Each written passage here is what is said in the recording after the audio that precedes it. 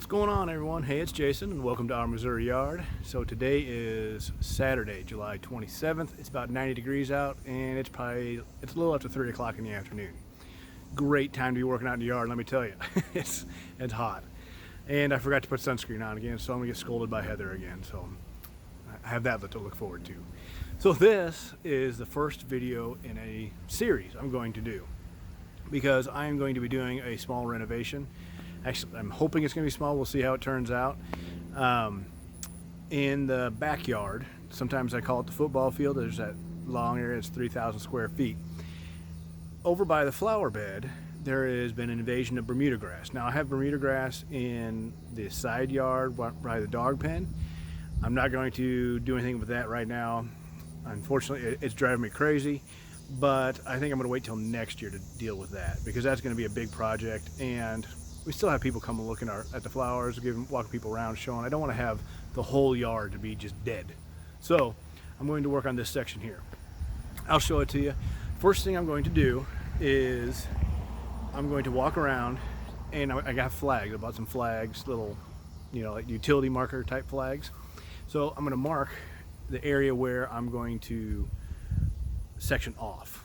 Okay, so I've done that before with using marker paint, but then I go, oh wait, I gotta go out here. Oh, I gotta go out here, and then I just move it. So then I have like 1,000 lines painted all over, and I have no idea where I'm going with it. So I'm using the marker flags this time. And so the deal is, the plan anyway, is I'm going to mark it all off, and then the next step will be to nuke it, just completely burn it out. I'm going to get a glyphosate product. It's sometimes the brand name is called Roundup. Everyone's familiar with. I have an off-brand, but it's still 41% glyphosate, and so it's just going to kill everything. It is a non-selective herbicide. It kills everything. Okay, so I'm going to mark it off. I'm going to spray it, and then I'm going to do something a little unusual you probably wouldn't think about, and that is after it's sprayed, I'm going to let it sit there for a while, and then I'm going to start watering it. And you may be questioning, Jason, why are you going to water it if you're trying to kill it?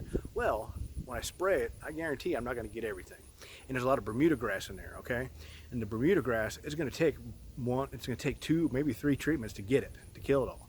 But by watering it, it's going to encourage the plants and the weeds that have survived the glyphosate that I may have missed. It's going to encourage them to grow so they'll stand out a lot more. So I'll be able to identify those. So then when I go to spray it again the second time, I'll be able to see it real easy. I won't have to do a blanket spray that time. I can do more of a spot spray. So I'll show you the area, and then I'm going to get the flags and start marking them off. Okay guys, here's the area. You can see the house back there. So, and I think you can see the property line where that goes, right along the fence. So I'm going to nail everything on my property here up, because that's just nothing but weeds and a big infestation of Bermuda grass right there. I mean, that's the whole area up to the flower bed is all Bermuda grass. So I'm just going to take this all the way up the road, up to the side, and then I've already started marking over here with the flags. Go along the property line there over to the flags, because it looks like right around here is where the last Bermuda grass is that I see, and so that's about right there. And so I'm going a couple feet past, and I just use the post as a good marking point. But then coming up, you can see right about there is where it is in comparison to that flag. So doing that up along and trying to keep the flags in a somewhat decent straight line, and I'm going to curve it around, I think, because once I get to about where those flags are laying on the ground, that's where the Bermuda grass stops. I don't see any up here any farther. I got some heat issues over here, and just from where, but yeah, I don't see any Bermuda grass. Well, I'm not sure what that is there. I might just have to take it up. There's a strand from up there from when I was edging. Yeah, I got a new string trimmer. Couldn't get my old Troy-Bilt to work again, so got a new string trimmer. Went and got a steel from a local dealership. So, and all this is just nothing but weeds anyway, so I'm just going to take it all out. All the way up the curb line, all along here, and then I think I'm just going to go in a straight angle there to the flags. I think that's what I'm going to do. That first flag there, I'm going to move it over and just come out straight. Yep. See, that's why I want flags, so you can mark it easier, so you can see what you're doing as you go along. All right, I'm going to keep marking off, and then when I get marked off, I'll show you what it looks like. Okay, I got it all marked off. I went ahead and did that on the property line, just for my own visual. Tell the neighbor what we're doing, otherwise she'll probably freak out a little bit. What's going on? So, it actually turned out to be a much larger area than I thought it was going to be. So, I'm going to have to measure that out. And the real trick is to be able to spray everything without getting anything on the flower bed.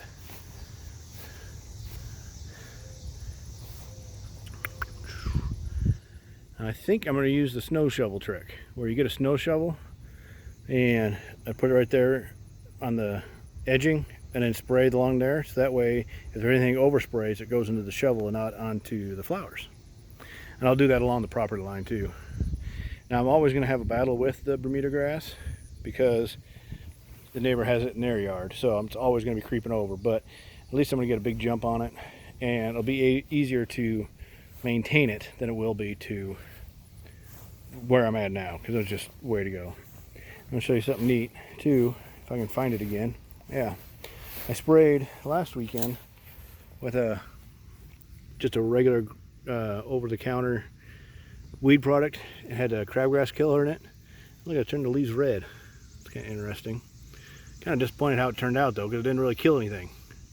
Still got lots. I mean, the clover there. I mean, nah, it's fine. Didn't harm it at all. It just turned the crabgrass red. It didn't harm anything else, it doesn't look like. Alright, so time to mix it up. Alright guys, you recognize my trusty old board. So here's what we got going on. I measured it off and it's about 1,100 square feet. Can't tell for sure because it's not a perfectly square shape, but it's pretty close. So we're going to be using the Compare and Save Grass and Weed Killer, and let's see if it shows on the front here. Yes, it's a 41% glyphosate. That means it's the weed and grass killer. It kills everything. So this is not just a weed killer for your lawn. It kills everything. And that's what I want. And you flip it over to the instructions back here. And for the tank sprayer, which I'm using the 1 gallon tank sprayer, and you notice it's the one that had the X on. So I know it's only for glyphosate products. I don't use this for anything else other than glyphosate products. And I got my half gallon and full gallon marks on there. Alright, so on here, according to the label, for a tank sprayer, tough weed control, and lawn renovation, it's 2.5 ounces per gallon. So that's what I'm going to do. That's actually 5 tablespoons. So I'll do 5 tablespoons. I have some measuring cups here I use specifically for the glyphosate, nothing else. And then I'm going to put a tablespoon of surfactant in it. And for those that don't know what surfactant is, in simplest term, like how when you wash a car and it's waxed right after you get it waxed, the water beads up on the car, like on the hood of your car. Well, that's what happens too when you put products in with water and you spray them on the grass and the weeds and the foliage. Sometimes they beat up. Well, the surfactant breaks that up, breaks up all the surface tension, so it gets a nice full coverage over everything. So it'll help it really go. And then I'm also going to use some laser blue dye. Use the blue dye so I'll have a better idea of where I've sprayed and where I haven't. All right, I'm going to get that mixed up. You'll see I already have almost a full gallon of water in my tank. I'm going to put the items in, and then fill it up the rest of the way, shake it up, and then I'm going to start spraying. Before I get started, I wanted to quickly show you. I have my big long rubber boots on and jeans. Got the rubber gloves on and long sleeve shirt. I'm gonna roast out here, so I hope it goes pretty quickly. But you gotta be safe with this stuff, especially that blue dye. It's not harmful to you, but it'll stain everything from everything I've seen. And one guy saw a video where he had just regular tennis shoes on, and he'd got some overspray under his shoes, and it got through his socks and then his feet. So his feet were blue. So he'd look like a Smurf. So here we go. I'll see how it goes. Part of it done a little bit there, but I wanted to show you what, well, you can see there why I put the blue dye in. And you can really tell down here, you see the difference. Hasn't been sprayed, has been sprayed. So that really helps to see where you've been, so you don't, in this case, so I don't miss anything. Sometimes when you're using like just a regular type of herbicide, like a selective herbicide, when you're spraying just for clover or something like that, you just want to make sure you don't overspraying the same area multiple times. That's why you use the blue dye, so you can see where you've sprayed. This reason I'm spraying so I'm using the blue dye so I can see where I was sprayed, so I don't miss anything. There's a bit of a distance shot for you. I'm done spraying.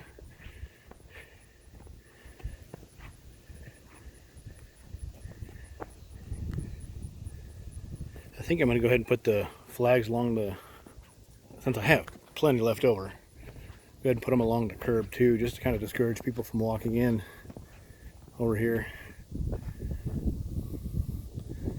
Look at that. You got that blue dye to your grass, and you got a major domination line going there. Look at that.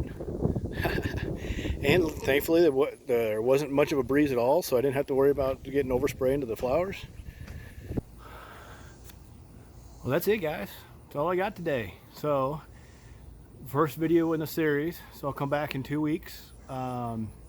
Maybe a week I'll show you, not giving a quick update video. But in 2 weeks I'll plan on coming back and give you a good video of it and show you all the places I missed. The Bermuda grass that just is hanging on because Bermuda is just that way. And I'm gonna spray it again. So I'll do another video on that, showing that.